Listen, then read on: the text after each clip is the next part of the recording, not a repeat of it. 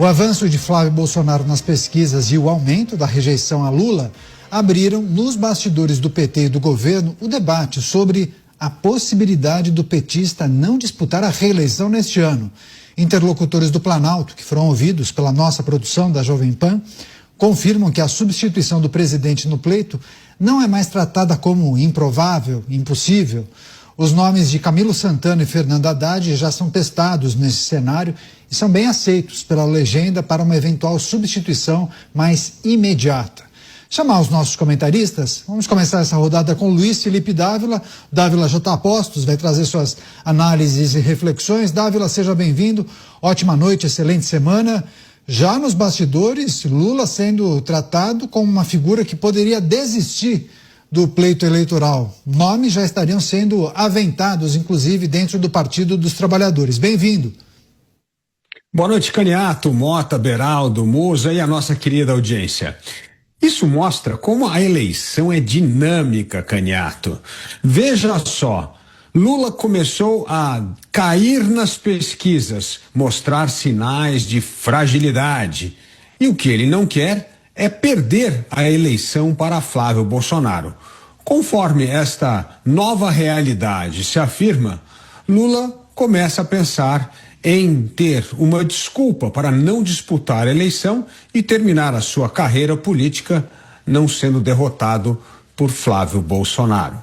Isso mudaria completamente o jogo das eleições. Por isso, já começa a dar frio na barriga de Lula de que a possibilidade de perder, que parecia remota lá atrás, tornou-se provável, principalmente pelo alto índice de rejeição, fruto de um governo que causou o recorde de inadimplência e faz com que mais de 80% da população esteja endividada.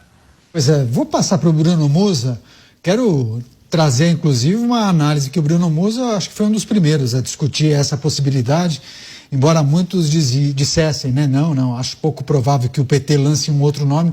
O Musa já falava, isso está sendo discutido e aventado dentro do PT e dentro do governo federal. Musa, seja bem-vindo. O que precisamos considerar a partir dessa, por enquanto, possibilidade? Muito boa noite, Caniato. Uma ótima semana a todos nós, Mota, Dávila, Beraldo, todos que nos ouvem. Veja, o que eu estava fazendo ali é mais um pouco do que a gente faz diariamente dentro aqui do mercado financeiro. Questionar riscos e retornos. Claro que dentro da política esse jogo não é tão simétrico, muitas vezes é completamente assimétrico, até porque passa por jogo de poder, por uma emoção muito mais envolvida e por fatores exógenos que muitas vezes nós não controlamos na grande maioria. Mas eu tentei trazer alguns pontos aqui, ponderar algumas dessas análises risco-retorno, como eu falei, que a gente faz diariamente aqui nas alocações. O que significa isso? Eu comecei a pontuar alguns tipos de matérias e falas que vinha havendo dentro do próprio PT, ou não necessariamente dentro do PT, mas no entorno do Lula, como, por exemplo, da agora ex-ministra Simone Tebet, quando ela disse que um próximo governo, seja ele qual for, não governa com esse arcabouço. Qual é o arcabouço fiscal que ela se referia? O criado pelo PT, que ele mudou a regra por 3 vezes e não cumpriu a regra em nenhuma das vezes. Arcabouço este que ele criou, ele alterou a regra e ele não cumpriu. Por quê? Por um fator simples. É matematicamente impossível cumprir aquilo que ele prometeu com o que ele desenhou. Dito isso, me parece que o que ela falou era óbvio. Teremos uma crise no final de 2027, onde a máquina pública para. Palavras dela, porque acaba o espaço do orçamento. Somado a isso, nós temos a idade do presidente Lula. Somado a isso, nós temos o crescimento de Flávio Bolsonaro nas pesquisas, mostrando que ele poderia perder para o seu principal oponente. Claro que não era o Flávio, mas um Bolsonaro. O que eu quero dizer aqui, e esse último fator do Flávio ainda não era nenhuma realidade quando nós começamos a pontuar isso aqui, é que mensurar essa possibilidade de Lula perder na última eleição da sua vida me pareceria um risco bastante alto. onde para ele seria muito mais fácil se vitimizar por algum fator que será criado, seja uma inelegibilidade pelo que saiu no carnaval ou qualquer outra coisa que se crie, e ele já teria, nessa análise, o discurso pronto. No primeiro mandato, eu tirei o Brasil da pobreza. No segundo mandato, eu incluí o Brasil no mundo. No terceiro mandato, eu salvei a democracia. Claro que contei toda ironia aqui no meu comentário, mas seria um discurso para ele se vitimizar por um fator externo de uma falta de democracia, entre aspas, no país, que o impediria de concorrer, e ele se colocaria como vítima para os seus eleitores, para o seu partido, e deixaria o caminho livre para um outro. Portanto, me parece mais óbvio esse caminho. Agora começa a ficar ainda mais claro. Pois é, acho que o Mota também está conectado. Mota, seja bem-vindo, ótima noite a você.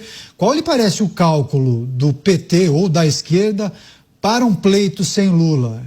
É mais no sentido de preservar a imagem de Lula, poxa, tantas vezes presidente da República, ou tornar a chapa mais competitiva porque agora não está performando bem nas pesquisas? Bem-vindo. Para a gente responder essa pergunta, a gente tem que fugir do óbvio, Caniato. Boa noite a você, boa noite aos meus colegas de bancada, boa noite à nossa audiência.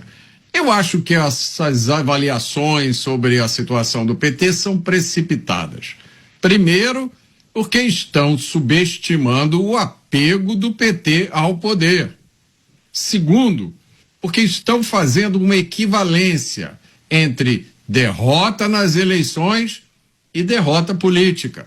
Mas essas são duas coisas diferentes.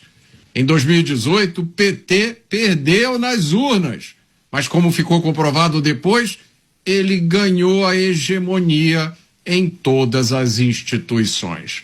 Então esse pode muito bem ser o plano B do PT. Deixa a direita ganhar, mas não deixa ela governar. É interessante essa análise do Mota. Deixa eu chamar o Cristiano Beraldo. Nós falávamos também sobre essa possibilidade nos últimos encontros. O Beraldo participou, inclusive, nos últimos dias aqui no estúdio em São Paulo. E o Beraldo também fazia reflexões a respeito das postagens, né, do presidente Lula, sempre vendendo uma imagem de uma pessoa muito saudável, que faz academia, que acaba participando de churrascos com a esposa, enfim. Uma vida além do gabinete, né, Beraldo? Dá para conectar também essas situações à possibilidade de ele não disputar? Bem-vindo. Pois é, boa noite, Caniato, boa noite, Mota, Dávila, Musa, boa noite, audiência que prestigia diariamente os Pingos nos Is. Realmente, Caniato, falávamos na semana passada, né, e eu manifestava essa minha preocupação ou constatação de que, em geral, quando se começa a postar vídeos de uma pessoa que já está aí nos 80 anos de idade, fazendo exercício, sempre querendo passar o vigor físico, isso mostra uma preocupação do lado deles de ter uma imagem de um candidato que está gozando do pleno vigor físico. E a gente se pergunta, mas por que isso virou um assunto? Por que isso virou uma preocupação? E, em geral, a gente vai descobrir que quando essas coisas acontecem é porque quem vive na intimidade, ali no convívio diário do candidato, está vendo que ele não está bem. E é natural que alguém com histórico de vida de Lula realmente chegue aos 80 anos querendo um outro tipo de dinâmica. Afinal de contas, não é fácil lidar com a rotina da presidência da República, que exige muito. Não é fácil lidar com os efeitos colaterais de um tratamento de câncer. E, especialmente, não é fácil lidar com os efeitos de quase 2 anos no cárcere. Lembrando que quando Lula assume esse terceiro mandato, segundo os relatos que são fartamente feitos por pessoas próximas a Lula ou que foram próximas a Lula ao longo da vida, ele se isola e mantém no seu entorno muita gente que vem ali, que estava com ele na época do cárcere. Pois bem, com esta dinâmica, supor que Lula já não está com a saúde necessária para enfrentar com vigor mais uma eleição, é bastante razoável e seria compreensível.